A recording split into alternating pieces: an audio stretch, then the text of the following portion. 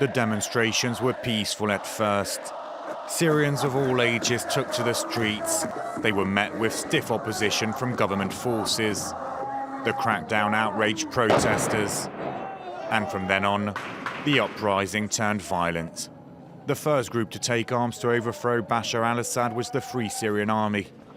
It was made up of ordinary citizens and soldiers who had chosen to desert.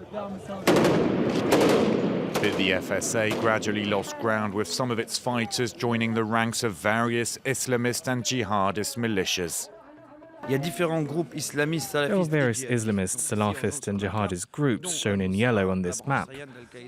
Among them al-Nusra, the Syrian branch of al-Qaeda, the Brigade of Islam, the Army of Conquest, which includes a whole range of groups from the Muslim Brotherhood to al-Qaeda. There's the opposition, and finally, of course, the Islamic State group, which is completely separate. Another group fiercely opposed to Bashar al-Assad is the YPG, though these Kurdish forces see the Islamic State group as the prime enemy.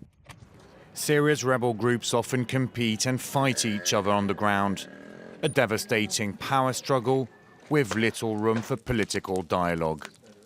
There are different opposition figures. Some have no links with armed groups on the ground. You have others who do. You also have some militias who have political representatives and others who refuse to endorse any politician. Every group is different. It's very complex. 10 rebel groups have managed to unite under the umbrella of the Syrian National Council set up in 2012 in Qatar. All regularly convene for negotiations. The SNC brings together a diversity of factions, a few religious ones, others secular and moderate. Some of these opposition leaders are in exile. The Syrian National Council can count on the support of the West and Gulf states. Still, experts say it's not making a difference. The political goals are blurry and subject to the will and interests of various countries who all have their own agenda, whether it's Qatar, Saudi Arabia or Kuwait. The Syrian opposition gathered in December in Riyadh to try and break the political stalemate. For the first time, representatives of the militias fighting on the ground also took part in the talks, creating the High Negotiations Committee.